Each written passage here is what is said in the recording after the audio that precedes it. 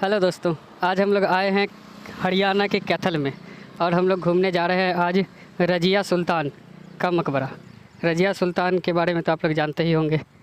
वो दिल्ली सल्तनत की एकमात्र शासिका रही हैं, एकमात्र शासिका रही हैं दिल्ली सल्तनत की। और आपको बता दें कि रज़िया सुल्तान जो है वो इल्तुतमिश की पुत्री थी। जो राजा इल्तुतमिश थे उनकी पुत्री थी और तुर्की मूल की थी ये रज़िया। और अन्य मुस्लिम राजकुमारियों की तरह सेना का नेतृत्व तथा प्रशासन के कार्यों में अभ्यास कराया गया। तुर्की सरदारों ने रज़िया सुल्तान की हत्या कर दी थी। वे एक स्त्री के समक्ष नतमस्तक होना अपने अहंकार के विरुद्ध समझते थे। आज देखिए रज़िया सुल्तान के इस मकबरे की क्या हालत है, जिसको एक देश की धरोहर के रूप में होना चाहिए, एक सम्मान के रूप में होना चाहिए, और आज इसकी आप हालत देख सकते हैं। चलिए आपको हम दिखाते हैं कि क्या हालत है इसकी।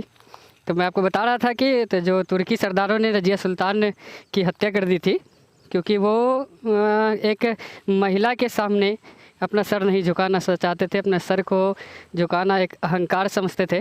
तो देख सकते हैं आप ये मकबरा की क्या हालत है। यहाँ पे आप देख सकते हैं एक कुआं है जो पूरी तरह से बिल्कुल भी खंडर हो चुका है, इसमें कुछ नहीं है। इसके अलावा सिर्फ जंगल ही जंगल है यहाँ पे। और जो तुर्की के लोग थे, उनके सरदार थे, उन लोगों ने जो मृतक सुल्तान की इच्छाओं का उल्लंघन करके अपने सबसे बड़े पुत्र रुकनुद्दीन फ़िरोज़ शाह को, जो अपने पिता के जीवन काल में बदायूं तथा कुछ वर्ष बाद लाहौर का शासक रह चुका था, रज़िया सुल्तान की हत्या के बाद उन्होंने रुकनुद्दीन फ़िरोज़ शाह को सिंहासन पर बैठा दिया था।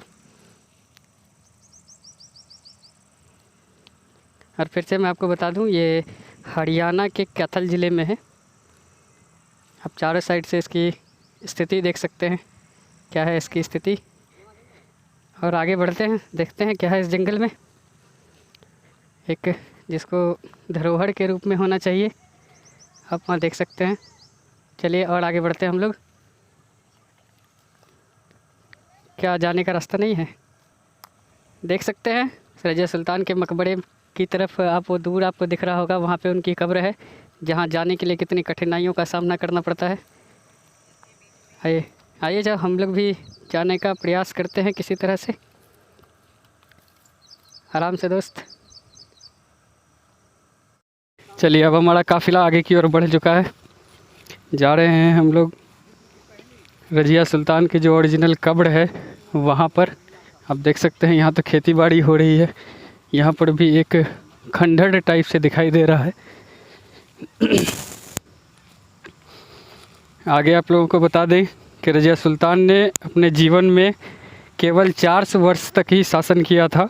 उसने अपने पिता की मृत्यु के बाद 1236 में गद्दी संभाली थी और 1240 ईस्वी तक शासन किया।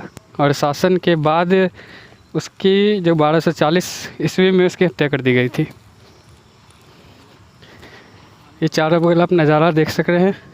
यहाँ पे बिल्कुल खेती ही खेती होती है।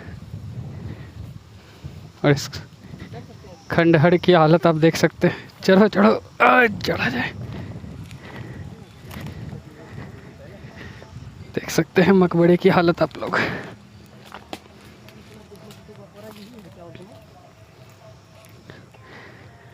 यहीं पे अंदर में कहीं पे छुपा हुआ है मकबरा।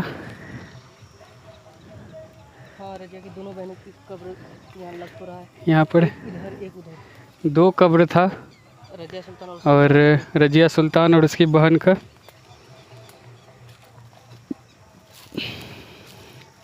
फिर से आपको बता दें कि हम बात कर रहे हैं दिल्ली के शासक इल्तुतमिश की बेटी रज़िया सुल्ताना की। रज़िया अल दीन का जन्म 1205 में हुआ था। उनका शाही नाम जलालुद दीन रज़िया था, लेकिन उन्हें रज़िया सुल्तान या रज़िया सुल्ताना के नाम से जाना जाता है। वे भारत के इतिहास में दिल्ली सल्तनत की पहली महिला सुल्तान थी। चलिए और आगे बढ़ते हैं हम लोग। इस पहली महिला सुल्ताना का हालत,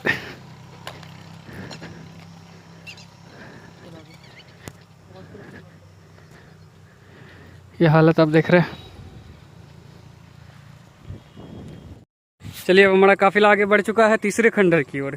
अभी हम लोगों ने देखा रजिया सुल्तान का जो ओरिजिनल मकबरा था उसको और उसकी बहन को एक ही जगह दफनाया गया था।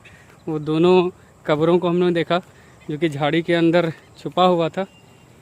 उसके अलावा इस धरोहर में एक ये कोई मस्जिद टाइप का लग रहा है। गेट है ये गेट है। मस्जिद के अंदर चढ़ने का प्रयास करते हैं। देखिए यहाँ पे जैसे आप देख सकते हैं इमामों के बैठने की जगह है, मस्जिद टाइप का है। पे हो सकता है नमाज अदा की जाती होगी।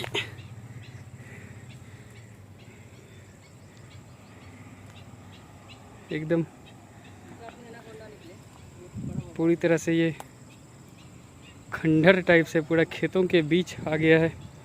आज सरकार का अगर इस पर ध्यान रहता तो हो सकता है ये एक धरोहर के रूप में रहता और इसकी हालत ये आज ऐसी नहीं होती।